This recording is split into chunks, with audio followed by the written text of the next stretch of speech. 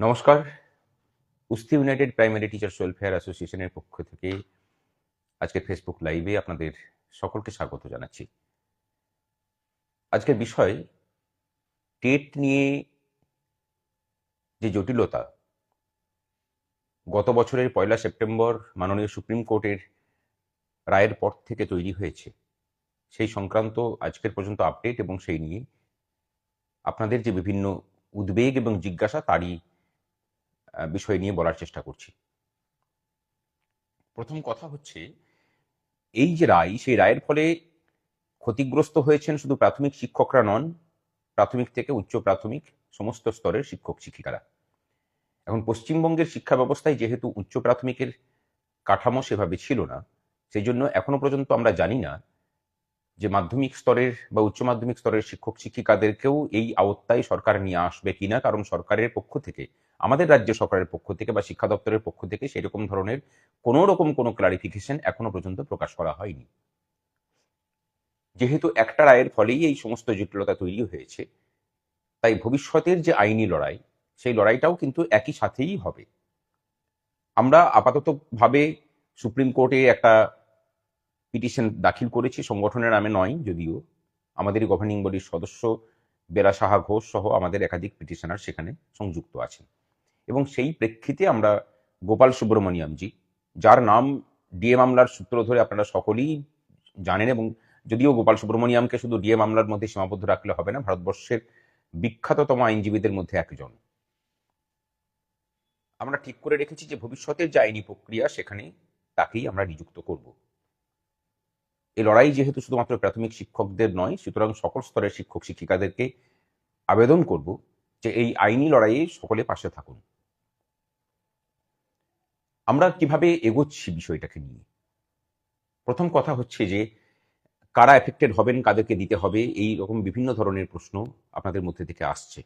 আমরা প্রথমেই বলি যে যারা যারা টেট পাস করেননি, তার নিয়োগ যখনই হোক না কেন, তার যদি 5 বছরের বেশি সার্ভিস থেকে থাকে 1 সেপ্টেম্বরের দিন থেকে, তাহলে তাদেরকে কিন্তু টেট দিতে হবে, এবং পাস করতে না পারলে সুপ্রিম কোর্টের রায় অনুযায়ী আগামী 2 বছরের মধ্যে তাদেরকে চাকরি থেকে বরখাস্ত করতে হবে অথবা অবসর নিতে হবে, স্বেচ্ছাবসর। এরপরে সুপ্রিম কোর্টে বিভিন্ন রাজ্য পক্ষ থেকে রিভিউ পিটিশন দাখিল হয়েছে, আইনি প্রক্রিয়ার প্রচেষ্টা চলছে। সংসদে বহু সাংসদ তারা প্রশ্ন তুলেছেন, ওয়াকআউট পর্যন্ত হয়েছে। আমাদের সংগঠনের পক্ষ থেকে দিল্লিতে এআইপিটিএফ এর সাথে যৌথভাবে আমরা একদিন ধর্ণা কর্মসূচি পালন করেছি, রাজ্যে এক মিছিল হয়েছে, একাধিকবার ডেপুটেশন দেওয়া হয়েছে, কিন্তু রাজ্যের মাননীয় শিক্ষামন্ত্রী বলুন বা কেন্দ্রীয় শিক্ষামন্ত্রী, তাদের কারোর কাছ থেকে কোনো রকম কোনো ক্লারিফিকেশন আমরা এখনো পর্যন্ত পাইনি। যদিও কেন্দ্রীয় শিক্ষা প্রতিমন্ত্রীকে আমরা চিঠি দিয়েছিলাম, কেন্দ্রীয় শিক্ষামন্ত্রীকেও আমাদের সংগঠনের পক্ষ থেকে চিঠি দেওয়া হয়েছে, আমরা চিঠি দিয়েছি ভারতবর্ষের প্রত্যেকটা রাজ্যসভা এবং লোকসভার এমপিকে, তার মধ্যে বহু এমপি আমাদেরকে রেসপন্সও করেছেন। আগামী 14 তারিখ মাননীয় কেন্দ্রীয় শিক্ষামন্ত্রী তিনি কলকাতায় আসছেন, এবং সেখানে আমাদের উস্তি ইউনাইটেড প্রাইমারি টিচার্স ওয়েলফেয়ার অ্যাসোসিয়েশনের পক্ষ থেকে একটা প্রতিনিধি দল তার সাথে পৃথকভাবে মিট করবেন, এবং তাকে আমরা একটা ডেপুটেশন দেব এই টেট সংক্রান্ত বিষয় নিয়ে, এবং তারই সাথে শিক্ষাক্ষেত্রে পশ্চিমবঙ্গে যে দুর্নীতি চলছে সে বিষয়ে আমরা অবহিত করার চেষ্টা করব তাকে। এখানে আমরা বলে রাখি, অনেকে বলছেন যে অর্ডিন্যান্স জারি করেনি কেন।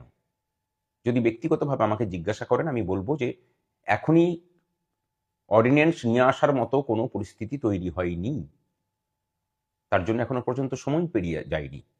তার কারণ এখনো পর্যন্ত রিভিউ পিটিশনগুলোর ভাগ্য নির্ধারণ হয়নি, রিভিউ পিটিশনগুলো কি হচ্ছে সেটা দেখার পরে অর্ডিন্যান্সের দিকেই আমার মনে হয় যে যাবে কিনা সেটা তো ভবিষ্যতে ঠিক হবে। কিন্তু যেটুকু আত্মবিশ্বাস আমাদের আছে, তাতে মনে করি যে এই রিভিউ পিটিশন ওপেন কোর্টে এলে পরে সেই বেঞ্চেই যদি শুনানি হয় বা অন্য কোনো বেঞ্চে যদি সেটা প্রেরিত হয়, তাহলে সেখান থেকেই আমরা জিতে বেরিয়ে আসতে পারবো। কিন্তু এরই সাথে আরেকটা বিষয় লক্ষ্য করার এবং সেটা উল্লেখও করতে চাই, রাস্তার আন্দোলন কিন্তু চালিয়ে যেতে হবে।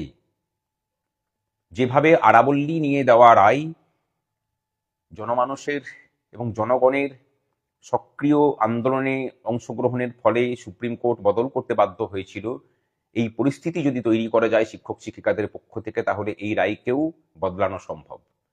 অনেকে বলছেন 2017 সালের যে অ্যামেন্ডমেন্ট হয়েছিল তার ফলেই নাকি এই বিপর্যয় হয়েছে। আমরা কিন্তু সেটা মনে করছি না। আমরা মনে করছি যে রায়টার মধ্যেই গোলমাল হয়েছে। ওই অ্যামেন্ডমেন্টের মধ্যে কিন্তু কোথাও এই কথাটা বলা ছিল না যে 11 সালে আগে নোটিফিকেশনের বলে চাকরি পাওয়া শিক্ষক শিক্ষিকাদেরকে টেট পাস করতে হবে, এরকম কিন্তু কোনো কথা পাইনি। কয়েকদিন আগে একটা নোটিফিকেশন, কিছু ক্লারিফিকেশন নিয়ে আরো একটা বিভ্রান্তির সৃষ্টি হয়েছে। একটা কথা পরিষ্কার বলে রাখি, নিজেদের চাকরির রক্ষা করতে বা সুরক্ষিত করতে কোন দলের সরকার সামনে আছে, কারা কি চক্রান্ত করছেন, এর কোনো কিছু কিন্তু আমরা দেখব না। যে কোনো সরকারকে অচল করার ক্ষমতা এই দেশের তথা এই রাজ্যের শিক্ষক শিক্ষিকাদের আছে, বিশেষ করে যখন চাকরির নিরাপত্তার প্রশ্ন আসবে। তাই যারাই চক্রান্ত করুন না কেন, আপনাদের ভিতর থেকে যদি সদর্থক ভূমিকা আমরা যদি দেখতে না পাই, আপনাদের বিরুদ্ধে যেতেও আমরা কিন্তু কুণ্ঠাবোধ করব না। তাতে যদি দিল্লি অচল করতে হয় হবে, তাতে যদি কলকাতা অচল করার পরিস্থিতি তৈরি হয়, ভবিষ্যতে সেটাও হবে। আরেকটা বিষয় লক্ষণীয়, এই রাজ্যের যারা শাসক দলের এমপি আছেন তারা কিন্তু টেট নিয়ে একটা কথাও বলেননি। টেট নিয়ে এই রাজ্য থেকে প্রথম যিনি বলেছিলেন তিনি সৌমিত্র খাঁ মহাশয়। তারপর থেকে অনেকেই বলেছেন, কিন্তু শাসক দলের এমপিদের পক্ষ থেকে একদম পুরো চুপচাপ নীরবতা পালন করা হচ্ছে এই বিষয়টা নিয়ে। কি কারণ? তারাও কি কোনো চক্রান্তের শরিক? শিক্ষক শিক্ষিকাদেরকে বলবো যে অযথা আতঙ্কিত হবেন না, আমরা আছি, কিন্তু আমাদের থাকাটাও আপনাদের থাকার সাথে সংযুক্ত। আপনারা কতটা সক্রিয়ভাবে সংগঠন যে যে পথে বলবে সেই পথগুলো অনুসরণ করবেন, সেই অনুযায়ী কিন্তু আমাদের নিজেদের, মানে আপনার আমার সকলের চাকরির ভবিষ্যৎ নির্ভর করবে। অনেকে আছেন যারা বিদ্রুপ করে বলছেন পরীক্ষা দিতে ক্ষতি কি? পরীক্ষা দিতে কোনো ক্ষতি নেই, শিক্ষক শিক্ষিকাদের সেই যোগ্যতাও আছে। দেব কেন, সেটাই বড় প্রশ্ন। ঠিক যেভাবে যারা প্রশ্নটা করছেন তারাও নিজেদের 10 নম্বরের পরীক্ষা দেওয়ার জন্য যেমন কোর্টের দরজায় কড়া নেড়েছেন, সেই অধিকার কিন্তু সকলের আছে। সম্মান সকলকে দিতে শিখুন, তবে সম্মান পাওয়া যায়। আর এই যে লড়াই, সেই লড়াইয়ে আমরা সকলে এক। দল রাজনীতি নিরপেক্ষভাবে নিজেদের চাকরির সুরক্ষার জন্য যে লড়াই আমরা শুরু করেছি, বিজয়ের মধ্যে দিয়েই, এখান থেকে শিক্ষক শিক্ষিকাদের মুক্ত করার মধ্যে দিয়েই সেই লড়াইয়ের ইতি হবে। ততক্ষণ পর্যন্ত সংগঠনের সাথে থাকুন, পাশে থাকুন, ঐক্যবদ্ধ থাকুন এবং নিজেদেরকে অযথা আতঙ্কের মধ্যে মুড়ে রাখবেন না। তবে নিশ্চিত না থেকে সজাগ থাকুন।